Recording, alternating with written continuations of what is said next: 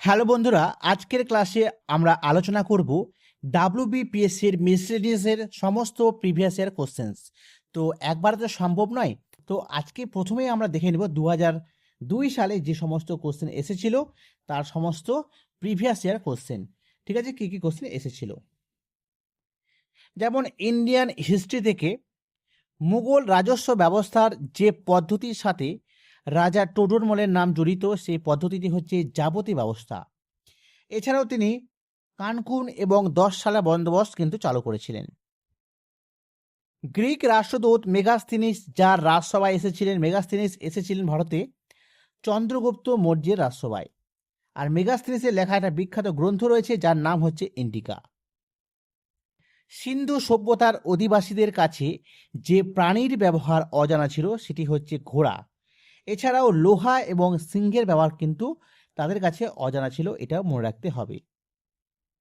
তৃণমোসম কবিতাটি কার লেখা? তো কবি বাণভট্টের লেখা তৃণমোসম। গৌতম বুদ্ধ যে বংশের রাজকুমার বা যে রাজ্যের রাজকুমার ছিলেন, কপিলাবস্তুর শাক্য বংশীয় শাক্য রাজ্যের কিন্তু তিনি রাজকুমার ছিলেন। কৃষ্ণদেব রায় যে সাম্রাজ্যের সর্বকনিষ্ঠ শাসক বা সর্বশ্রেষ্ঠ শাসক, তিনি হচ্ছেন বিজয়নগর সাম্রাজ্য।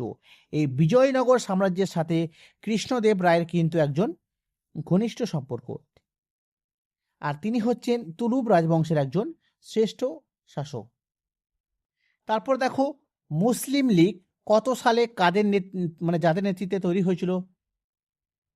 তো মুসলিম লীগ এটা 1906 সালে স্থাপিত হয় ঢাকাতে। নবাব সলিমুল্লাহ এবং আগা খানের নেতৃত্বে কিন্তু গঠিত হয় এই মুসলিম লীগ। শ্রী চৈতন্যদেব কোন শতাব্দীতে জন্মগ্রহণ করেছিলেন?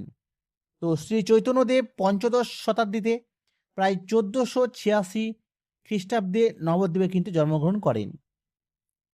সুলতানি যুগে মূল্য নিয়ন্ত্রণ নীতি অর্থাৎ মার্কেট কন্ট্রোল পলিসি এটা কে প্রবর্তন করেছিলেন? সুলতান আলাউদ্দিন খলজি। তিনি প্রথম দক্ষিণ ভারত জয়ী করেছিলেন, এটাও মনে রাখবে। যে ঐতিহাসিক ঘটনাকে কেন্দ্র করে স্বদেশী ও বয়কট আন্দোলন শুরু হয়েছিল সেটি হচ্ছে 1905 সালের বঙ্গভঙ্গ আন্দোলন, পার্টিশন অফ বেঙ্গল। ঠিক আছে। ইন্ডিয়ান জিওগ্রাফি থেকে কী কী কোশ্চেন এসেছিল?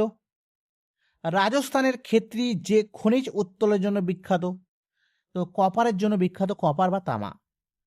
অ্যাক্সিস শব্দের সঠিক ভৌগোলিক অর্থ কী? তো মনে রাখবে, কাল্পনিক রেখা বা কেন্দ্ররেখা যার চারিদিকে পৃথিবী আবর্তন করে। নাথুলা এই গিরিপথটি কোথায় অবস্থিত? তো পূর্ব হিমালয়ে অবস্থিত, অপশন অনুযায়ী সিকিম রাজ্যে রয়েছে। পশ্চিমবঙ্গের সর্বোচ্চ পর্বতশৃঙ্গ এবং তার উচ্চতা কত? মনে রাখবে, সান্দাকফু হচ্ছে পশ্চিমবঙ্গের সর্বোচ্চ পর্বতশৃঙ্গ, আর এর উচ্চতা 3636 মিটার, যা সিঙ্গালীলা শৈলশিরাতে রয়েছে। নদী অববাহিকার নবীন পলিমাটি কি নামে পরিচিত? নবীন পলিমাটি খাদার নামে পরিচিত, আর প্রাচীন পলিমাটি পরিচিত ভাঙর নামে। ঠিক আছে, মনে রাখতে হবে।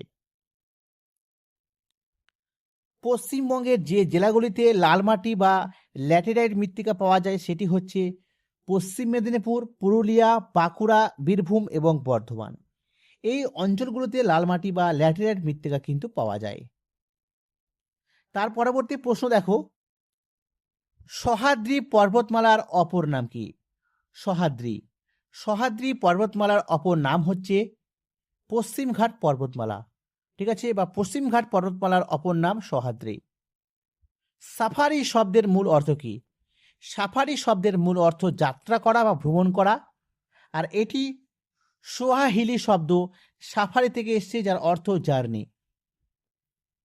এবারে আমরা দেখব ভারতীয় সংবিধান এবং রাষ্ট্র ব্যবস্থা অর্থাৎ ইন্ডিয়ান পলিটি থেকে কোন কোন কোশ্চেনগুলো পরীক্ষাতে এসেছিল। হাইকোর্টের বিচারপতিদের অবসরণের যে বয়সসীমা সেটা কত? তোমরা রাখবে 62 বছর। এর পূর্বে 60 বছর ছিল, তো সেটাকে চেঞ্জ করে 62 করা হয়েছে। তো কবে করা হয়েছে? 15তম সংবিধান সংশোধনী 1963-তে। ভারতীয় সংবিধানে যে ধারাগুলি শোষণের বিরুদ্ধে অধিকার বর্ণিত রয়েছে সেটা হচ্ছে মৌলিক অধিকারের মধ্যে পড়ে ধারা 23 এবং 24। সংবিধানে রাজ্যপালের স্বেচ্ছাধীন ক্ষমতার উল্লেখ রয়েছে কোন ধারাতে? 163 নাম্বার ধারাতে। ভারতের রাষ্ট্রপতি তার পদত্যাগপত্র কার কাছে জমা দিবেন? উপরাষ্ট্রপতির কাছে। পার্লামেন্টের সদস্য না হয়েও কোনো ব্যক্তি সর্বোচ্চ যতদিন কেন্দ্রীয় মন্ত্রী পদে বহাল থাকতে পারেন, তো সর্বোচ্চ 6 মাস। যে সংশোধনীর মাধ্যমে 6 থেকে 14 বছর শিশুদের শিক্ষাকে মৌলিক অধিকার করতে হবে সেটা বলা হয়েছে 2002 সালের 86তম সংবিধান সংশোধনী দ্বারা। আর যদি বলা হয় আর্টিকেল 21A, আর্টিকেল 21A-তে কিন্তু এর উল্লেখ রয়েছে। এবার সায়েন্সের পদার্থবিজ্ঞান এবং রসায়ন বিজ্ঞান থেকে যে প্রশ্নগুলো এসেছিল এগুলো দেখব। ট্রানজিস্টরের বেস বা ভূমির গঠন বৈশিষ্ট্য কেমন? পাতলা ও হালকা ডুব করা। আলোকবর্ষ কোন ভৌত রাশির একক? সেটা হচ্ছে দূরত্বের একক বা দৈর্ঘ্যের একক। মনে রাখবে এক আলোকবর্ষ সমান 9.46 ইন্টু 10⁻12 কিলোমিটার। এটা ইম্পর্টেন্ট। জ্বলন্ত উনুনের ওপর হাত রাখলে তাপ দ্রুত পৌঁছায়। তো এখানে কোন পদ্ধতি ব্যবহৃত হচ্ছে তাপ সঞ্চালনের? তোমরা রাখবে পরিচলন বা কনভেকশন। আলোর তরঙ্গ তত্ত্বের সাহায্যে আলোকিত ঘটনাটি ব্যাখ্যা করা যায় না। তড়িৎ যে ক্রিয়া রয়েছে, আলোক তড়িৎ ক্রিয়া, সেটা এটি কোয়ান্টাম তত্ত্ব দ্বারা ব্যাখ্যা করা যায়। আলোক তড়িৎ ক্রিয়াটা কোয়ান্টাম তত্ত্ব দ্বারা ব্যাখ্যা করা যায়, কিন্তু কোনো আলোক তড়িৎ বিক্রিয়া দ্বারা করা যায় না। হীরের উজ্জ্বলতা ও রাসায়নিক প্রকৃতির মূল কারণ কি? উচ্চ প্রতিসরাঙ্ক এবং অভ্যন্তরীণ পূর্ণ প্রতিফলন। হীরক হল কার্বনের একটি বিশুদ্ধতম কেলাসিত রূপভেদ। প্রমাণ উষ্ণতা ও চাপে অর্থাৎ এসটিপিতে যে গ্যাসে শব্দের বেগ সর্বাধিক, মনে রাখবে হাইড্রোজেন গ্যাসে এসটিপিতে শব্দের বেগ সবচেয়ে বেশি, ঘনত্ব কম হওয়ার জন্য এমনটা হয়। ধাতু নিষ্কাশনে শিল্পক্ষেত্রে সর্বাধিক ব্যবহৃত বিজারক পদার্থ কোনটি? সেটা হচ্ছে কোক বা কার্বন, মনে রাখবে। অনুঘটক যে প্রক্রিয়ায় রাসায়নিক বিক্রিয়ার বেগ বৃদ্ধি করে তাকে বলা হয় বিক্রিয়ার সক্রিয়করণ শক্তি। তামার পাত্রে সিলভার নাইট্রেট দ্রবণ রাখলে কি হবে? নীল বর্ণ ধারণ করবে। কারণ কি? কপার সিলভারকে প্রতিস্থাপিত করে কপার নাইট্রেটে কিন্তু গঠন করে, এই জন্য। নেক্সট দেখো, জীববিদ্যা থেকে যে প্রশ্নগুলো এসেছিল, ধানের কয়েকটি উচ্চ ফলনশীল বীজের নাম বা হাই ইয়েল্ডিং ভ্যারাইটি বীজের, যেমন জয়া, রত্না, IR8, IR20, পঙ্কজ ইত্যাদি হচ্ছে ধানের কয়েকটি উচ্চ ফলনশীল বীজ। যে পাখি পিছন দিকে উড়তে পারে অথবা উড়তে সক্ষম সেটা হচ্ছে হামিংবার্ড। উড়তে অক্ষম একটি প্রাণীর নাম QM, উট পাখি, পেঙ্গুইন, এগুলো। বিশ্বে সর্বাধিক মূল্যবান পশম শাহতুষ পাওয়া যায় কোন প্রাণীর লোম থেকে? সঠিক উত্তর হবে চিরু হরিণ বা তিব্বতী হরিণ।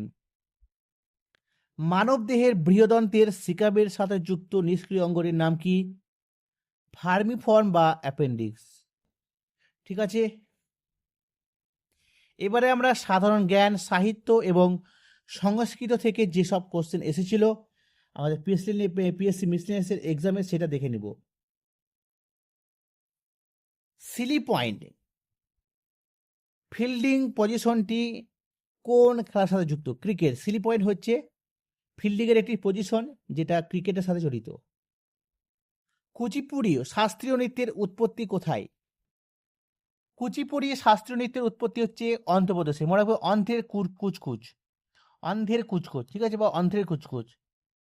কেরালার শাস্ত্রীয় নৃত্য হলো কথাকলি এবং মোহিনীঅট্টম। নেক্সট দেখো, মহাকাব্যিক সাহিত্যকর্ম ডিভাইড কমেডি এটা কার রচয়িতা? তো ইটালীয় মহাকবি দান্তে আলিগিয়েরি। দান্তে আলিগিয়েরির লেখা। টেলিকমিউনিকেশনে এসএমএস এর পূর্ণরূপ কি? Short message service. World world world wide for fund বা ফর নেচার অর্থাৎ WWF এর প্রধান হেডকোয়ার্টার অবস্থিত সুইজারল্যান্ডের গ্ল্যান্ডে। মহাশ্বেতা দেবীর সাহিত্য একাডেমি পুরস্কার প্রাপ্ত উপন্যাস অরণ্যের অধিকার রচিত হয়েছিল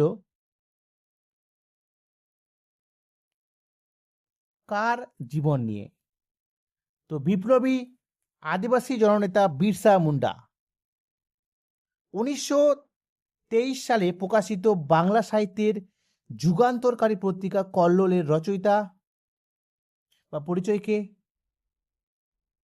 কল্লোল এটি প্রগতিশীল সাহিত্য বা পত্রিকা, যেমন কল্লোল সূচনা ঘটে। কথাশিল্পী তারাশঙ্কর বন্দ্যোপাধ্যায়ের উপন্যাসে প্রধানত প্রতিফলিত হয় বীরভূম জেলার রাঢ় অঞ্চল, যেমন লাভপুর এবং ময়ূরাক্ষী। নেক্সট দেখো, ভারতের প্রথম মহিলা অলিম্পিককে পদকজয়ী কার্লেম মানেশ্বরী।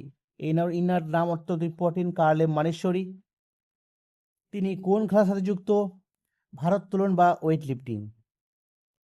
মৃণাল সেন পরিচালিত বিখ্যাত হিন্দি চলচ্চিত্র ভুবন সোম, যা 1909 সালে প্রকাশিত হয়।